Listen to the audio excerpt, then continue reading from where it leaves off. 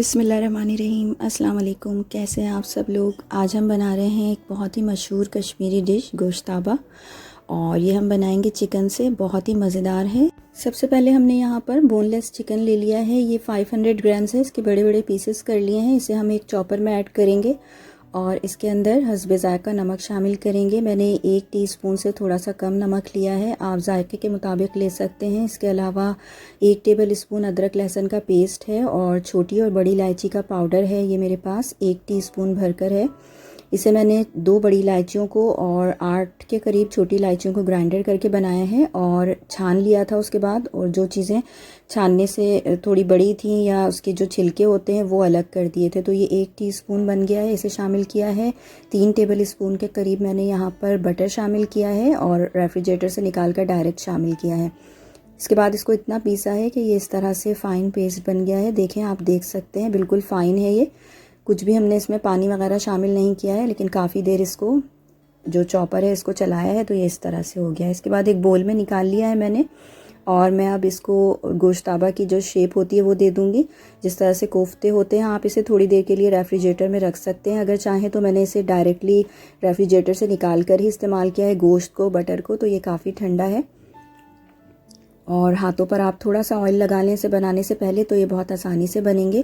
मैंने 7 के करीब बनाए हैं गोश्ताबा, और आप चाहें तो 8 बना सकते हैं, 10 बना सकते हैं, और ये साइज़ में बाद में डबल हो जाते हैं, तो इस चीज़ का भी ख्याल रखिएगा। ये तमाम बनाने के बाद इन्हें मैंने रेफ्रिजरेटर में रख दिया था। इसके बाद हम इसकी यखनी तैयार कर लेंगे जो कि हम दही से तैयार करेंगे। तो इन्हें अब हम रेफ्रिजरेटर में रख देते हैं। और दही मैंने यहाँ पर ले लिया है 1.5 कप के करीब। इसको बहुत अच्छा सा बीट कर लिया है और एक पैन में निकाल लिया है। आप इसे किसी भी पॉट में बना सकते हैं, मैं इसे पैन में बना रही हूँ। और आधा लीटर के करीब पानी शामिल किया है। इसे भी मिक्स कर लिया है बहुत अच्छे तरीके से दही के साथ। अगर दही में आपको पीसेस नज़र आए तो इसे आप फिर एक मरतबा छान लें। इसके बाद इस दही के अंदर हम हस्बे ज़ायक़ा नमक शामिल करेंगे। नमक थोड़ा सा कम शामिल कीजिएगा क्योंकि बाद में हम यखनी या चिकन क्यूब शामिल करेंगे इसमें। इसके अलावा 1 टेबल स्पून के करीब अदरक लहसुन है और सौंफ का पाउडर है 1 टीस्पून भरकर। कुछ खड़े गरम मसाले हैं, 2 बड़ी इलायचियाँ हैं, 4 छोटी इलायचियाँ हैं और 2 इंच का दालचीनी का एक टुकड़ा है। इसे भी मिक्स कर लेंगे।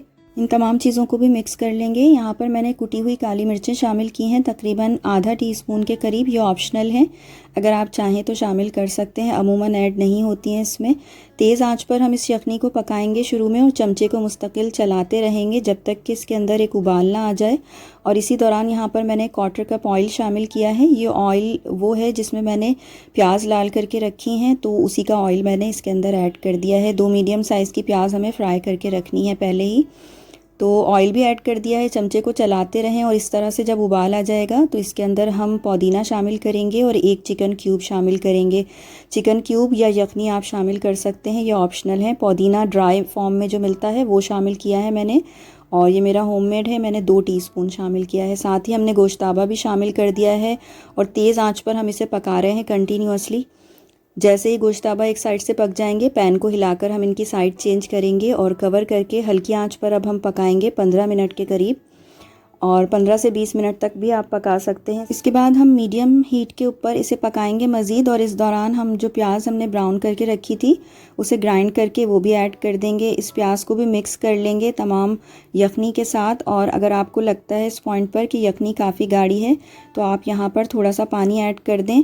मैं यहाँ पर तकरीबन आधा कप के करीब पानी इसमें ऐड कर रही हूँ, और पानी ऐड करने के बाद थोड़ी देर मज़ीद हम इसे पकाएंगे, और इस दौरान ये और गाढ़ा हो जाएगा। और यखनी आपकी कंसिस्टेंसी जो यखनी की है आपकी मर्ज़ी के मुताबिक हो जाए तो फिर आप चूल्हे को बंद कर दें।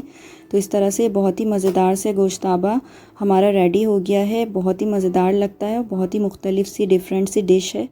तो ज़रूर इस रेसिपी को ट्राई कीजिएगा। पसंद आए तो लाइक और शेयर करना मत भूलिएगा, और मेरे चैनल पर फ़र्स्ट टाइम आए हैं तो ज़रूर सब्सक्राइब कर लें मेरे चैनल को। इस रेसिपी को अगर आप बनाएं और आपको ये पसंद आए तो मुझे कमेंट करके ज़रूर बताइएगा। अपना बहुत ख्याल रखिएगा। मेरी अगली वीडियो तक के लिए अल्लाह हाफ़िज़।